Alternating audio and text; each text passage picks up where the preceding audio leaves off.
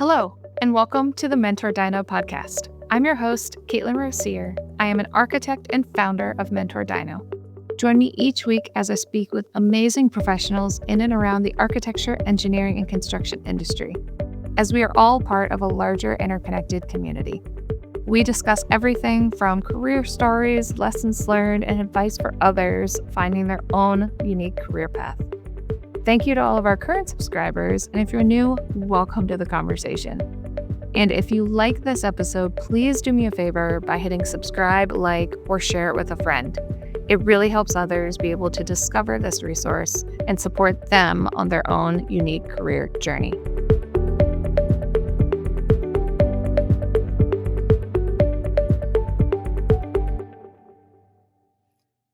On today's episode of the mentorDINO podcast, I would like to welcome Bob Shelton, principal and owner of Shelton Design Build and AIA Pittsburgh Chapter's 2025 president, obviously here in Pittsburgh, Pennsylvania with myself.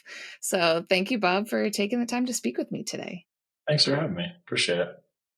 So I always like starting out with my loaded question. If you don't mind giving my listeners a little bit more about your experience and journey so far in your education and career. Sure. I actually started in the industry when I was 17 and still in high school, and did an internship with a contractor, actually. At that point, I knew I wanted to go to architecture school. Found myself at Kent State, like a lot of us here in Pittsburgh, for 5.5 years. Along the way, worked at a couple small design firms, another contractor along the way, and always had this blend of kind of working out on job sites, not in the field as a tradesman, but more on the construction admin type of thing, and learning very young, right? So I always had this sort of pragmatic approach even through architecture school. And so fast forward, through some experiences at several design firms and a large one, actually through the 2008 time. 10 years ago next week, I started Shelton Design Build, which is a 25-person self-performing construction company and a 5-person design firm, in which there are 7 masons, 18 people that work under general construction, general contracting type work, 2 architects, and 3 interior designers. So it's a cross-disciplinary, diverse group of individuals that I'm super proud of, that we've put together just to do good work collectively. Along the way there, I actually have 5.5 years teaching between Kent State and Chatham University, between their different interiors and architectural programs. And maybe sometime along the way here, I'll get back into that at some point. You can always take breaks and go back. We'll see. I know Kent tried to get me to teach. It was like methods and materials for interiors. And for anybody who has driven from Pitt to Kent State, it's not a long drive, but after a long work day and trying to go up there twice a week, they didn't like my offer to do it virtually. Yeah, when I taught there, we did that. A close friend of mine, we would drive up and teach 2 days a week for about 12 hours. We would drive up at 6 a.m, teach studios from 9 a.m. to about 8 p.m. and drive home. Yeah. So it was a lot. And so you were teaching studio up there, and then what were you teaching over at Chatham? Because Chatham's an interior design program. Yeah, mostly in their graduate programs. And I was mostly teaching capstone studios, but a little bit of undergraduate technology methods, things like that. But primarily their upper level graduate design studios. Gotcha. And I want to dive into the construction side, since you started out with some construction experience even before starting your own architecture education. So what was it like diving in and working for a contractor, for anybody that maybe hasn't worked on the construction side or thinking about pivoting? Yeah. So I've never been a tradesman per se.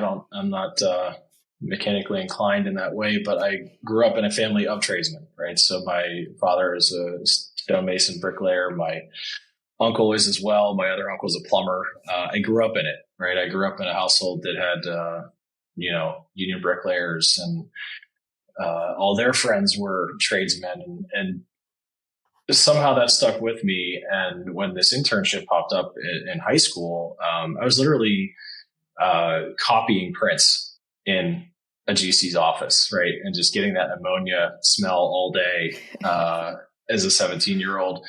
But it actually taught me how to read construction documents. And I would see 5, 6, 7 different projects a day come through.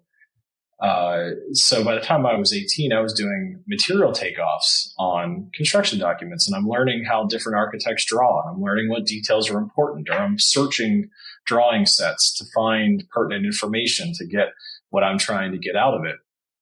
So very, very early on, I go to architecture school with this lens that, like, what is our role, right? Our role is to build buildings, and drawings for us are a roadmap. They're a manual to get there, right? And they're nuanced, and it depends on your audience. It depends on the project. So that taught me a lot really early on. And it also taught me a lot of good and bad about the relationship between people that try to build the project and people that try to design the project, right? And ran into a lot of adversarial types of relationships that you figure out that it's almost kind of designed that way sometimes to be adversarial. And that never sat well with me. It always felt like there needed to be more of a mutual respect for what everybody was trying to accomplish, right? And everybody's trying to just get a building completed and at a high quality level.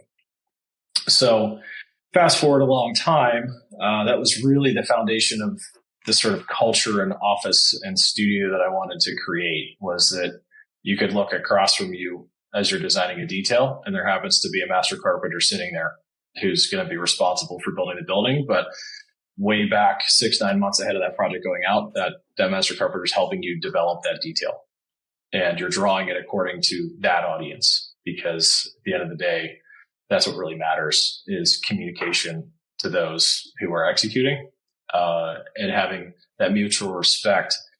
You know, those craftsmen like to be challenged. They like to build new things. They like to be tested, right? So they're happy to go along on that ride with you, to come up with new and fun things that everything about that helps the client at the end of the day.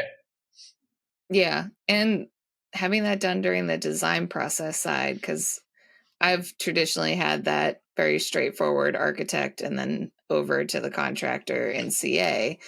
And if a detail's not working out, I want to sit down, sketch it with the tradesmen and the subs and the GC right in front of me. I'm like, here's the design intent and what our goal was. Obviously, the detail I did isn't working. How can we do this better? How would you have done it? But at that point, every little decision pivot costs money. So to be able to have those conversations pulled forward and have that person sitting right next to you is a great experience, just to be able to learn as an architect, but be able to figure out where you can push the boundaries. Yep. Or how they would build it may be different than how we detail it. For sure. So I want to dive into the firm side. So how did you decide to start your own companies? I know we were talking a little bit beforehand, so it's multiple entities to set that up. So how was that process to start going off on your own, and how did you decide to go down that design build route? So my father had a construction company back prior to this, and it started out as a small masonry restoration company, right? And his company grew to a bit larger of a masonry company, and along the way, his client base was just sort of like, what else can you do? We trust you at this point, right? And it happened to fall in a period of transition where, that 2008 timing was pretty unstable. And so I was teaching at the time, and I was just sort of like, let's just sort of gig my way through a little bit here and find a new landing spot once all this passes. And so I was helping out in my dad's office, just I don't know, 2-3 days a week, doing estimating and meeting some clients and just helping out in his office. As you know, he's growing into sometimes having a carpenter here and there and doing some small projects and things like that. And before you know it, I don't know, 9 months, a year in, there's a couple decent sized opportunities that they meet me and they trust my dad. And it's like, well, we have a project and can you design it? Sure. You know, one thing leads to another. And all of a sudden we have a few really big design build renovations. And I'm like, well, this makes sense. And for the business, you know, sure, why not? But I'm not even well versed in residential work at that time, right? Like we don't get taught how to design a house, let alone how to restore 120-year-old ones. And so we find ourselves in a position that, like, great opportunity. We'll kind of figure this out and hire a carpenter or two. And, you know, I'm literally driving materials to the site and I'm drawing things in the house and I'm, you know, managing every component of this project and learning as we go. And, turned out really, really well. And all of a sudden the portfolio was sort of built.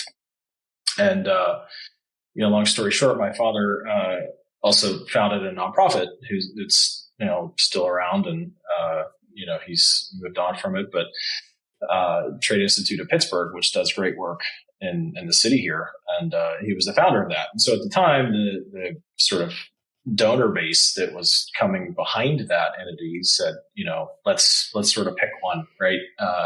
There's need your attention, on that. So the timing was sort of right, for me to say, you know, let me take all this. I'll start my own thing. I was lucky to have a lot of employees that were there, come with me, some initial clients to get going and, created an LLC for design work and created an LLC for the construction company. And off I went and created my own brand. My dad had nothing to do with it. You know, he made a decision to do what his heart wanted to do. And that worked out great. And I decided that it was worth the risk to sort of create an evolution of what he started with that client base and go from there. And, you know, started with 2 carpenters doing renovation, restoration work. And now we're up to 14 today. Yeah. So I know having 2 LLCs and keeping that separate, even when you describe the employees you kind of have 2 different buckets of employees. Mm-hmm. How is that managing it from a business perspective? Because we're also not really taught the business side of architecture. And now you're running 2 businesses at the same time. There's a lot of trial and error, right?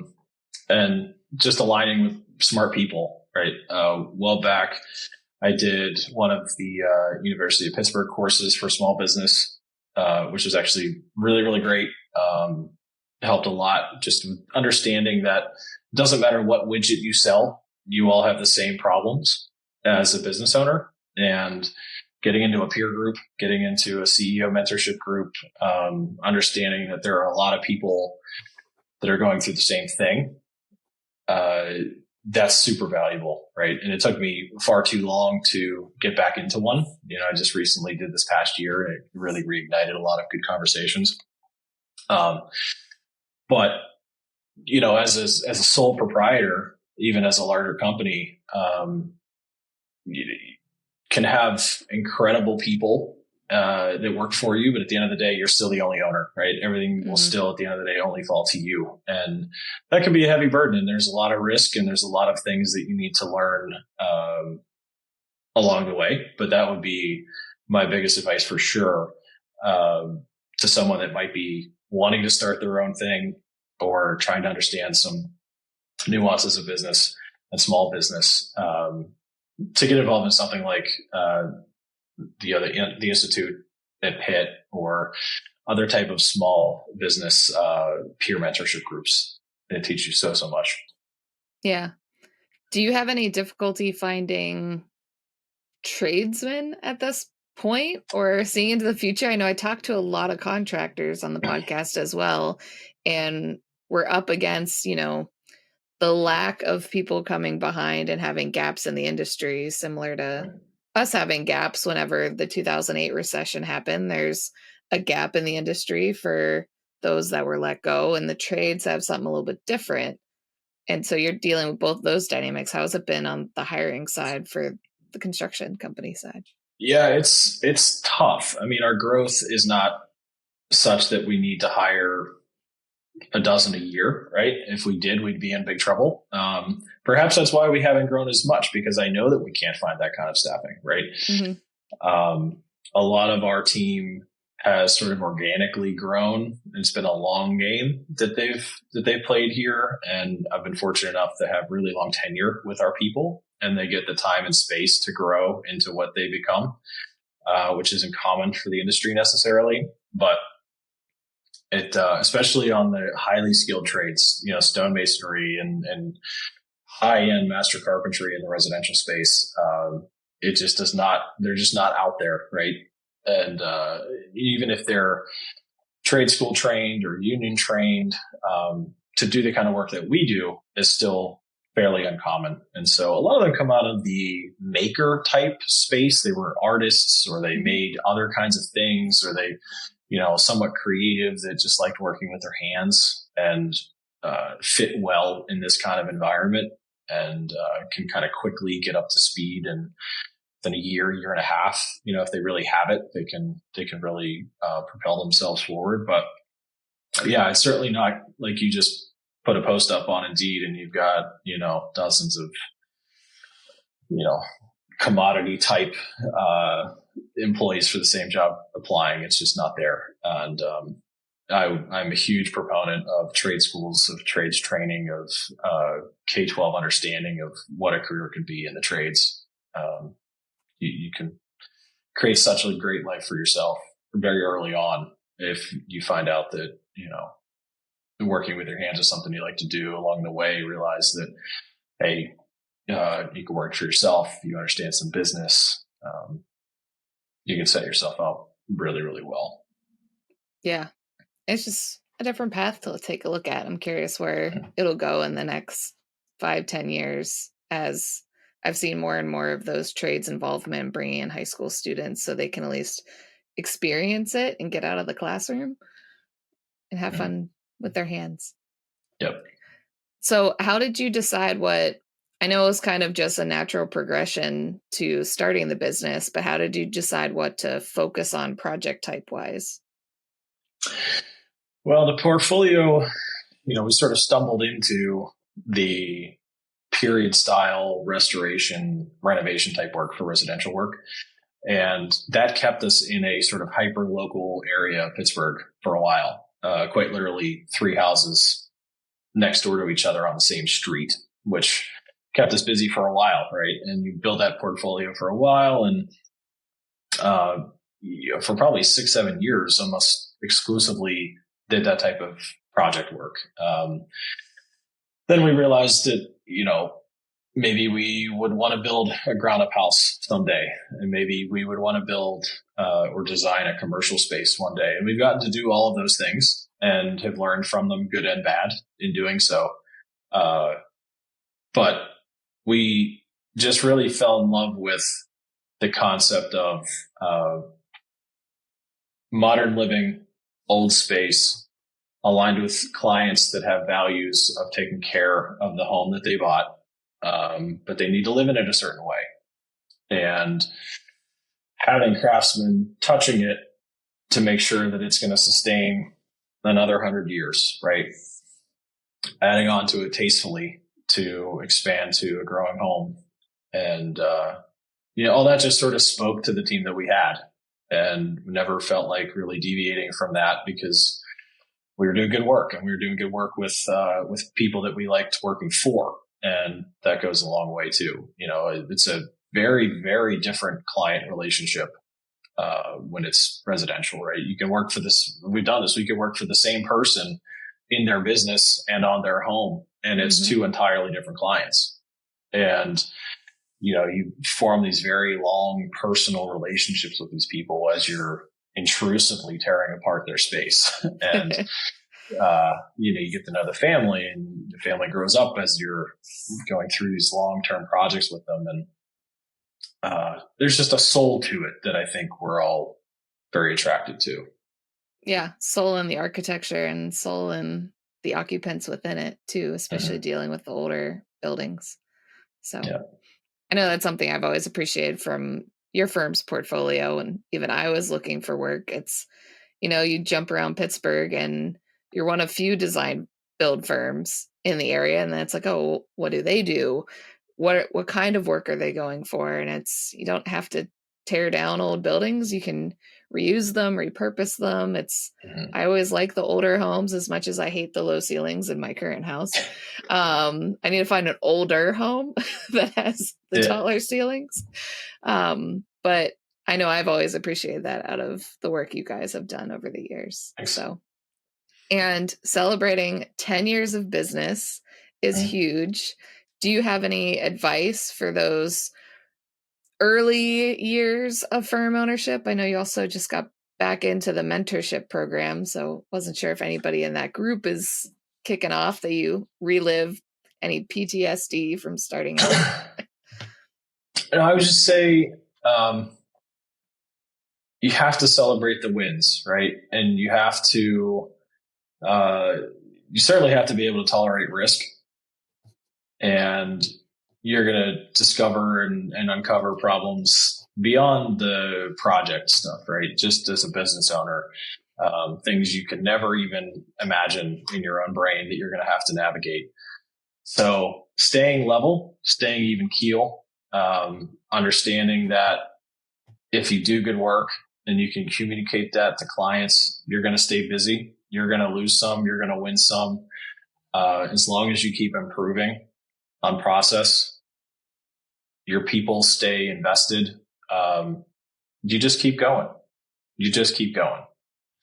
And as we hit 10 years, there's the space we sit in now, the staff we have, the way that we operate, right? Thinking about when it was me managing every single component of a project, basically sitting in the space, drawing it and helping to build it as we went to where we are, you realize that what got you here won't get you there.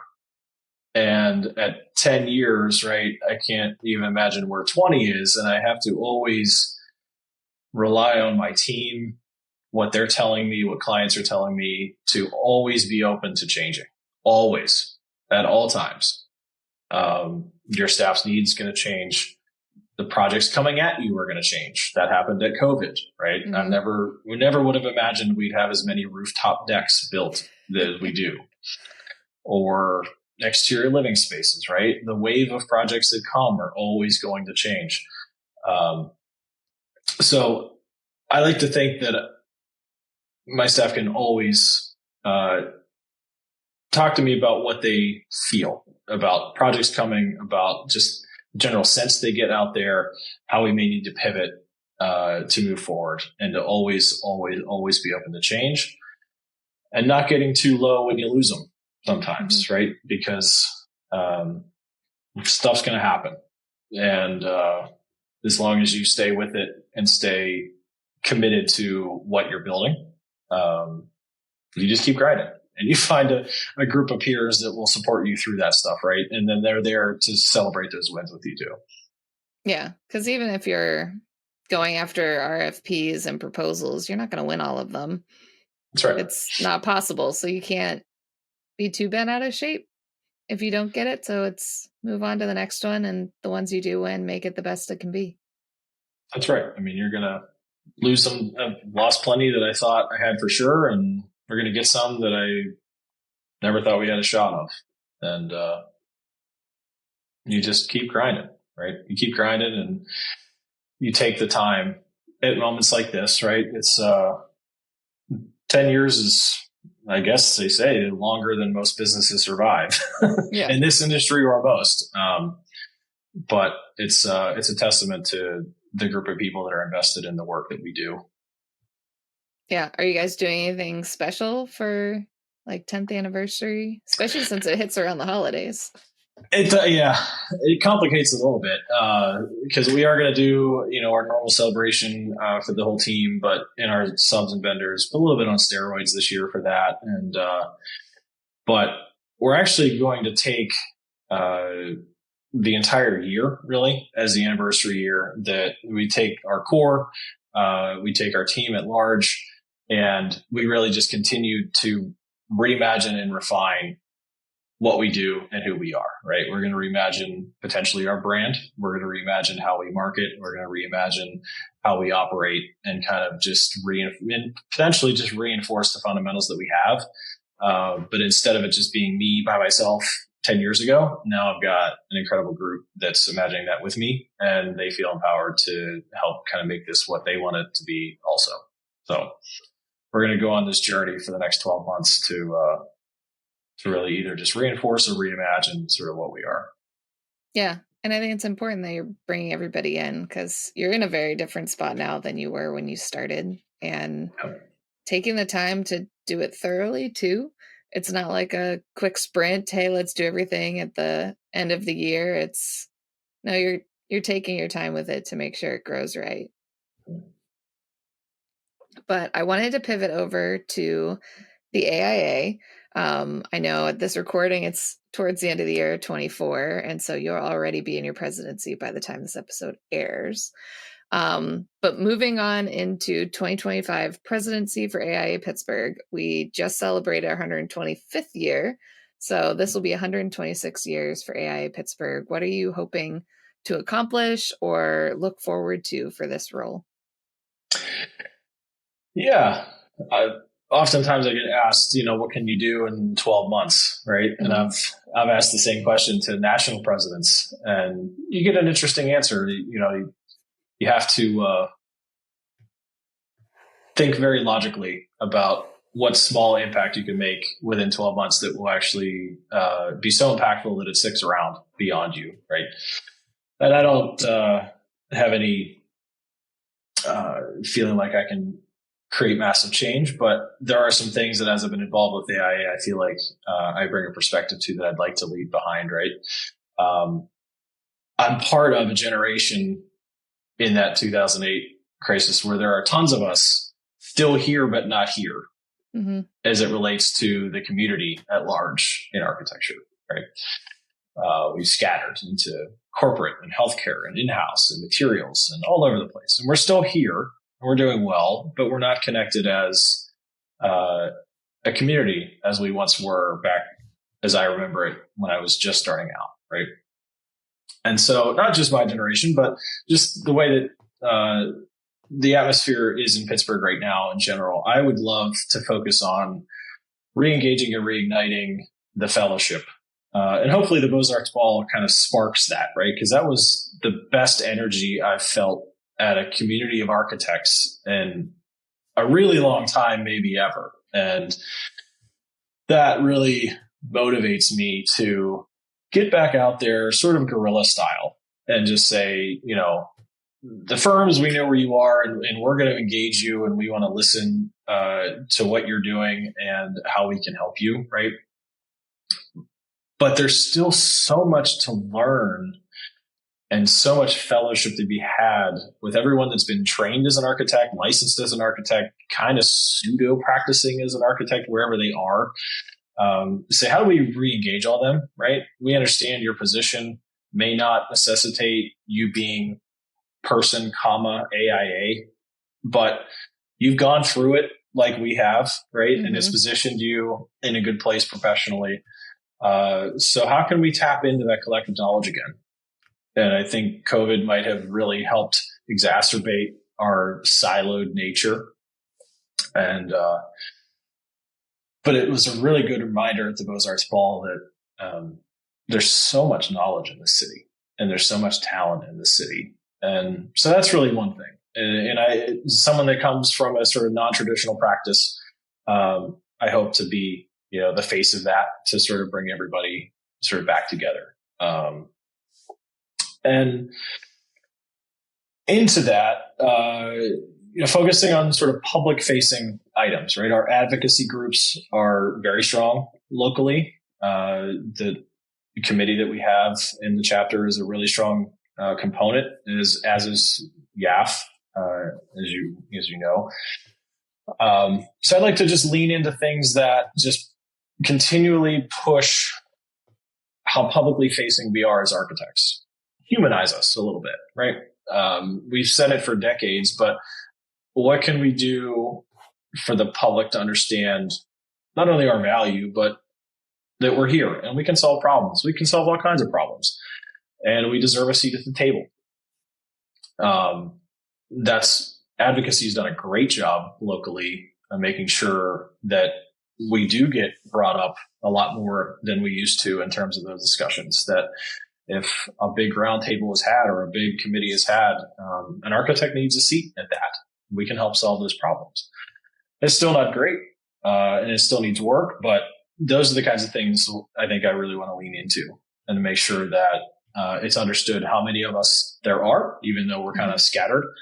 The value that we bring, the sort of human effect that we can have as citizen architect, get more people being on zoning boards and planning commissions and local councils. And there's all kinds of places that we can solve problems. And that's ultimately what we do. So that's, I think, the major focus that I have for the next 12 months. Yeah. And I love that you're bringing people in outside of traditional practice. I think coming up on my 1-year anniversary of podcasting and talking to people all in different avenues that have pivoted or gone down different tracks, and having that architectural education and problem solving nature, I think is so important to have outside of architecture firms themselves. No doubt. Because it can get businesses to think differently, because a business is a design problem in the end. Absolutely. And people management is equally a design problem. So having all those individuals around, and you don't have to cut them out or say, oh, well, you left practice. And it's no, they took their skills in a different way. And we should celebrate how that architecture education can go so much more beyond traditional practice if that's not what you want to go for. 100%. Architecture school, not that they should, but they don't teach you that there are all these other places that you can be successful at, right? My wife is a strategist in real estate. She succeeds at it because of how she was trained. Mm-hmm.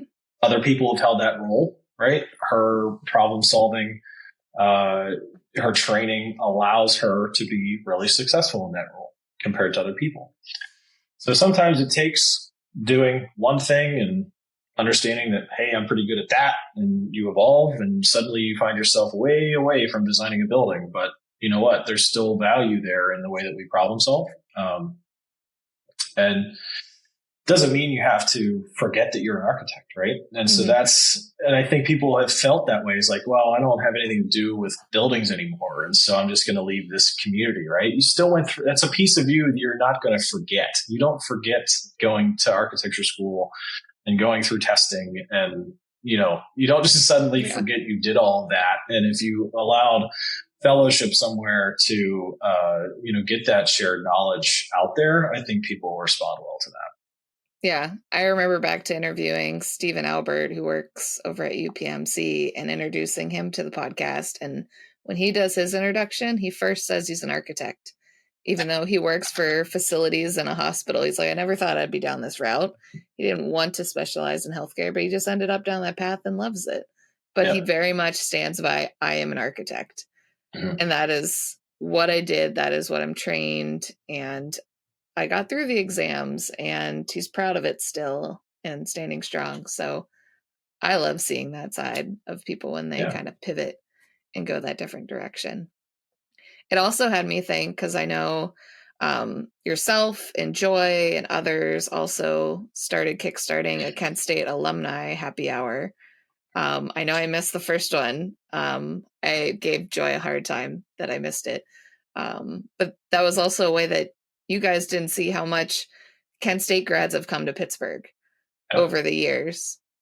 A lot of us. And not just in architecture, right? And all over, but I've long heard from firms that still produces good talent for firms.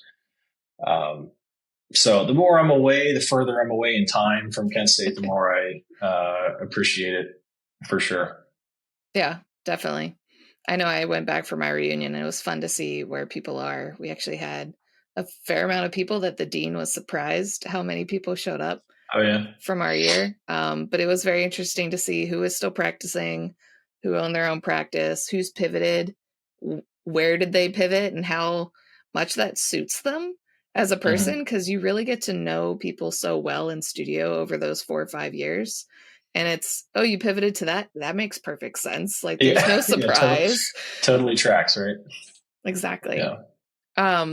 But sticking with the AIA for one more question, do you have any advice for those looking to get more involved in their local AIA chapter? I know young professionals tend to be hesitant to jump in, not knowing what they can do, or once you're through YAF, what's that next step to get involved? So do you have any advice for involvement within our chapter? Yeah, I think just start small, right? If you're really young to the profession, get to a YAF meeting, right? There's a lot of great staff from all over. Like I said, YAF and advocacy are two of our strongest committees with tons of activity.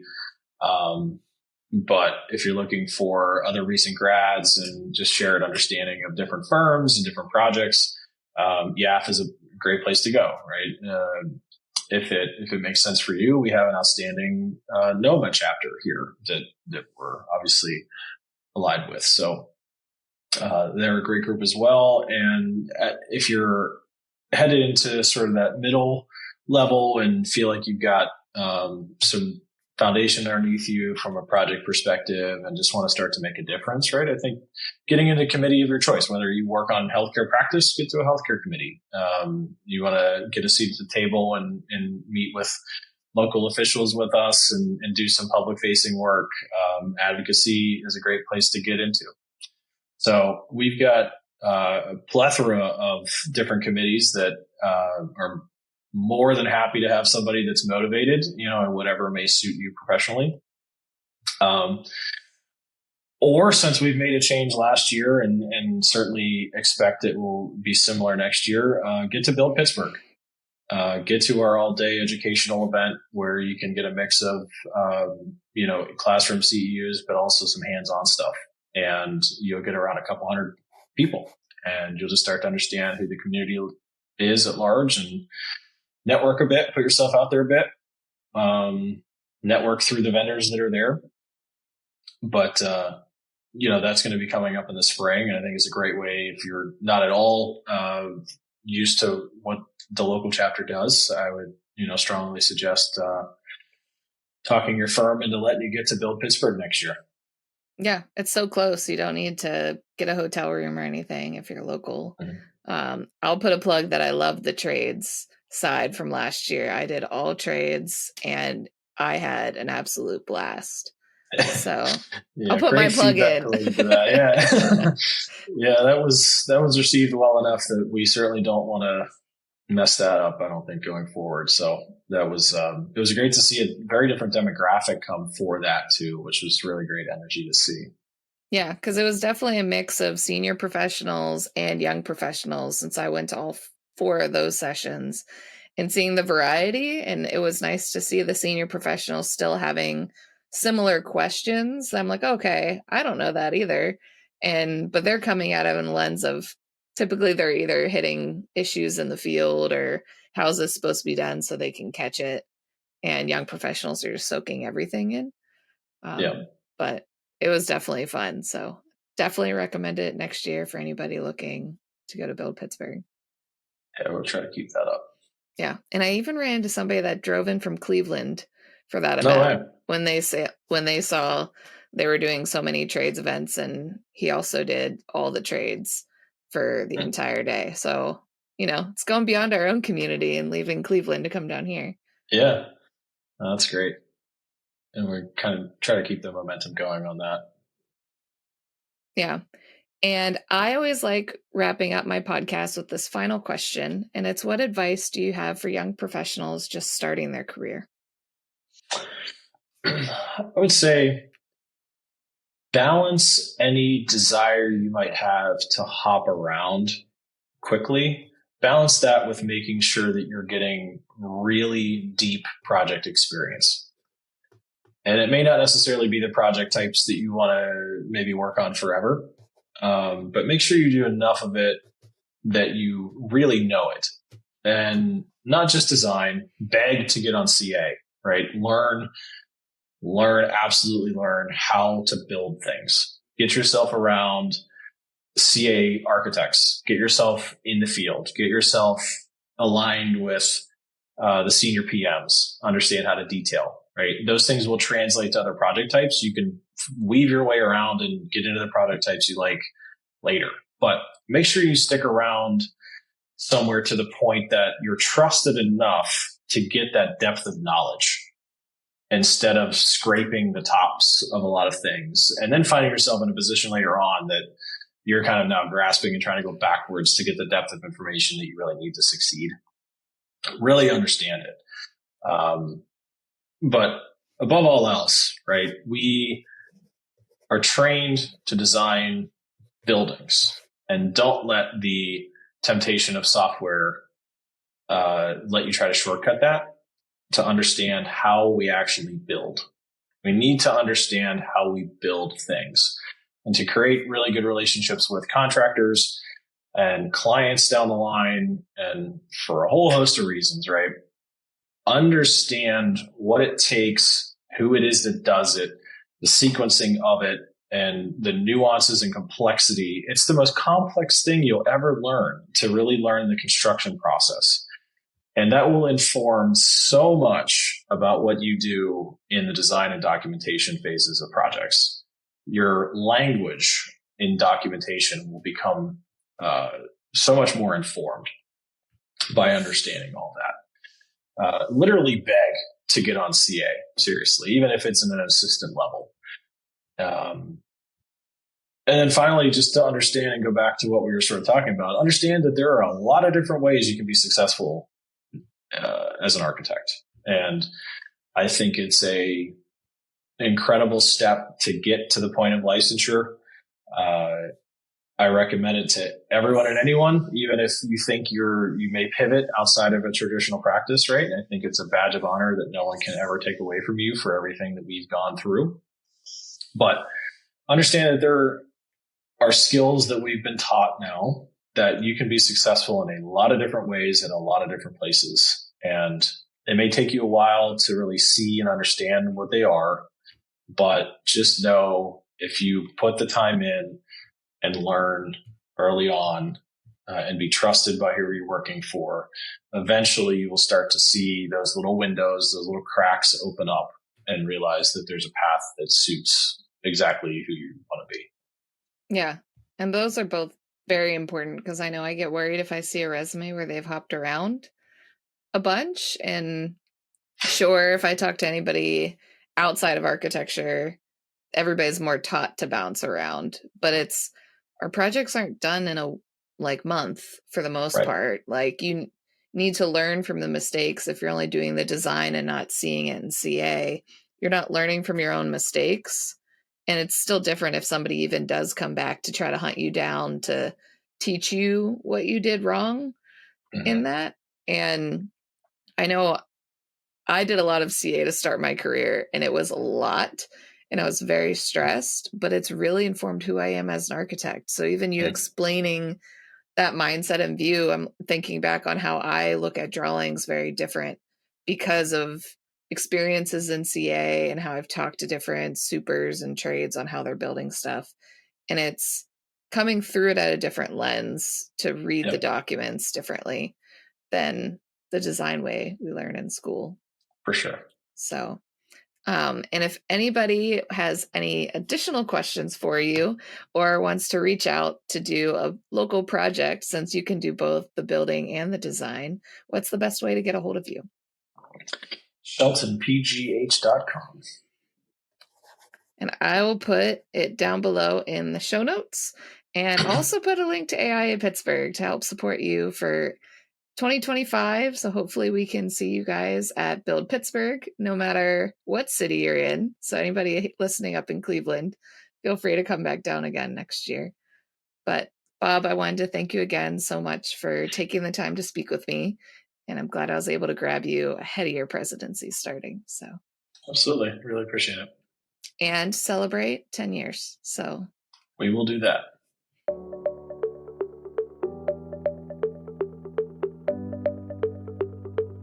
I hope you enjoyed our discussion today. Learn some advice to take with you and see how our industry is all tied together to create the world around us. Check out the description below for any links or resources we discussed. If you liked the episode, please do me a favor and hit the subscribe button. Give me a thumbs up and leave a comment below. It really helps others be able to discover this resource and support finding that career path that best works for them. If you know someone that has inspired your own career that you'd like me to interview, let me know in the comments below, or you can reach out to me via my website or LinkedIn. I'd be happy to share their story or your own. Thank you again, and I cannot wait for the next career story I get to share with you next week.